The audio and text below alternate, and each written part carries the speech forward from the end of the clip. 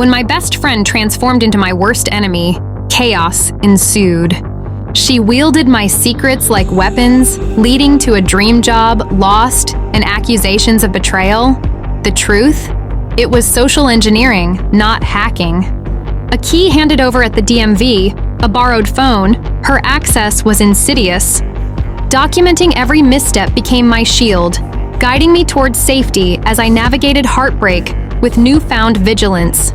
When my best friend became my worst enemy, she knew my passwords, my schedule, my secrets. By Monday morning, my dream job vanished. My boyfriend had proof I was cheating, and my landlord threatened eviction. All from one person, my best friend, or who I thought was. Tonight, I'll show you how I uncovered the sabotage, step by step, and how you can protect yourself before a friend turns into a rival. Tap like, so this reaches someone who needs it, and subscribe for more true, real-life stories with safety playbooks. Comment boundaries if you protect your peace. The twist? She didn't hack me. She socially engineered me using everyday US apps, Venmo, Gmail, Slack, and a spare apartment key. Do you reuse even one password across apps? Yes or no? Drop it below. No judgment. Atlanta, Georgia. 2 roommates since college, me and Riley. Tailgate on Saturdays, Target runs on Sundays, shared Costco card, shared Netflix. We split rent, swapped AirPods, borrowed hoodies. I got a big marketing offer in Buckhead. More pay, better hours. Riley said, "We celebrate when you sign." We clinked Topo Chicos. She smiled. I missed the strain in it. The recruiter suddenly confirmed my withdrawal. I never withdrew. The email looked like mine, same display name, same signature, but the reply to was off by 1 letter. 1, I called. Too late. Role was rescinded per your request. My boyfriend got screenshots, me DMing an ex at 2:11 a.m., except at 2:11 a.m. And I was on FaceTime with him, half asleep, ESPN reruns in the background. The DM timestamps didn't match my iMessage logs. Spoofed. Our HOA emailed complaints. Loud parties, trash on the balcony, late night parking drama. We don't party. But the Ring camera showed someone covering the lens with a hoodie sleeve at 11:58 p.m. That hoodie looked familiar. Have you ever had a friend borrow your phone for a second? Yes or no? Everything collapsed in 72 hours. I listed what changed. Riley borrowed my phone at the DMV to scan a QR code. Riley had a spare key from when she waited for a package. Riley knew my pet's name, my go-to password route from high school. Mistake. Riley was the only person I told the exact start time of my final interview. This wasn't movie hacking. It was closeness used as leverage.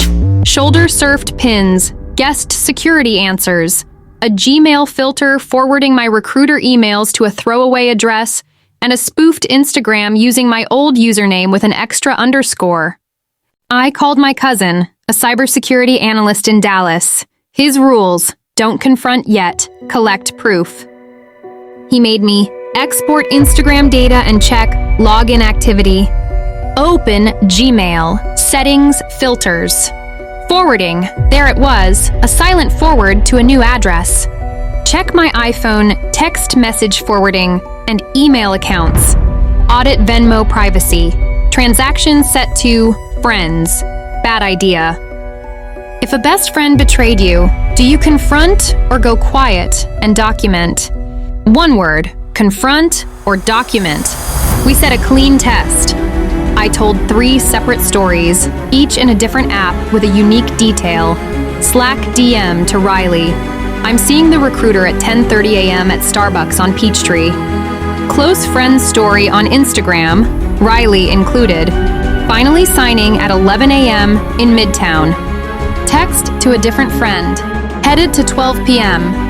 Lunch with the hiring manager at Ponce City Market. Only one person, Riley, saw all 3. At 10:31 a.m., the recruiter gets an email. I won't make it to Starbucks. That Starbucks time only existed in Slack. At 11:02, the burner Instagram replies, "Congrats on the Midtown signing. Only close friends saw Midtown." At 12:04, my boyfriend receives a coincidental selfie from Riley at Ponce City Market. Look who I ran into, my hiring manager. 3 channels, 3 leaks, 1 source. I screen recorded everything. Timestamps, app settings, filter pages, Instagram login map. I pulled the ring timeline and the apartment fob logs from our building. The fob registered midnight entries, twice, on Riley's ID when I was out of town. Would you change locks immediately or wait until you have proof? Locks or proof? HR pinged me. An anonymous reference said I inflate numbers and ghost clients. The call traced to a Google Voice account created the day my offer arrived. At home, I found my spare checkbook half missing.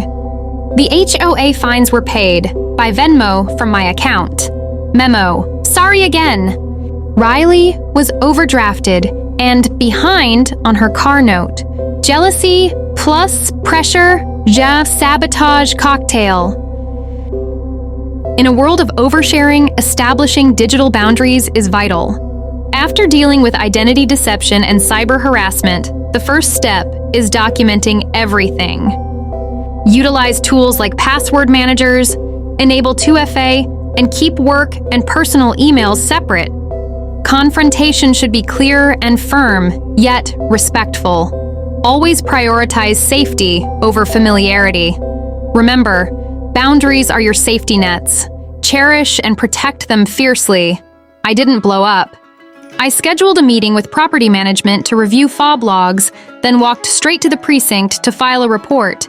Identity deception, cyber harassment, false impersonation. I brought video screen recordings, Gmail filter screenshots, Instagram data export, building fob logs, ring camera clips, the 3-channel breadcrumb test. They advised, change passwords, enable 2FA, new locks, cease direct contact, and allow them to contact her. Document every contact. Don't post about it. Do you have 2FA on every important app? Yes or no? New email entirely for jobs, banks. Password manager. Unique 16+ char strings. Reset iCloud, Google, carrier pin. Turned off iMessage forwarding. Checked devices list. Instagram, revoked logins, set to private. Disabled story replies to followers only. Venmo, set to private. Cleared contacts. Landlord, rekeyed locks. Removed Riley's fob access. USPS informed delivery. New password, plus 2FA. Credit freeze at Experian, Equifax, TransUnion in case she tried new cards. Big break. Gmail security showed a login from our apartment's IP 5 minutes before each recruiter email, withdrawal.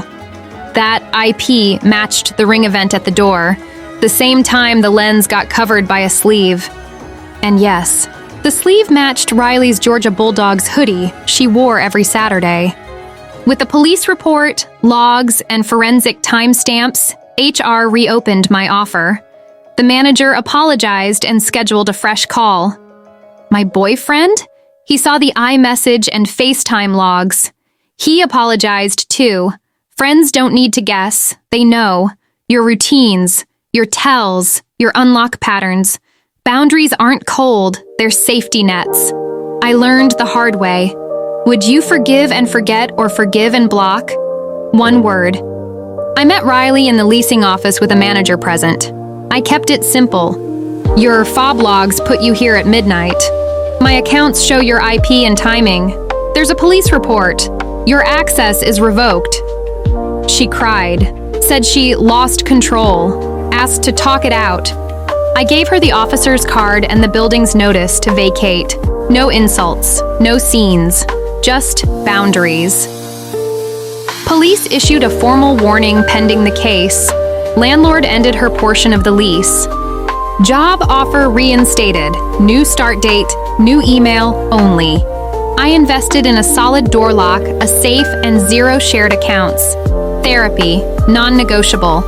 Never reuse security answers. Treat them like passwords. Use a password manager. Keep close friends list tiny or don't use it. Separate life email from money work email. Review Gmail. Filters. Forwarding monthly. Check Instagram. Security. Login activity quarterly. Tell big news after it lands, not before. Document before you confront. Want my friend to frenemy digital boundary checklist? Comment checklist and I'll pin it. If this helped, like this video, so YouTube shows it to more people who need it. Subscribe for true stories and step-by-step protection plans. Share with that friend who overshares on Venmo and Instagram stories. Stay sharp, stay kind, protect your peace.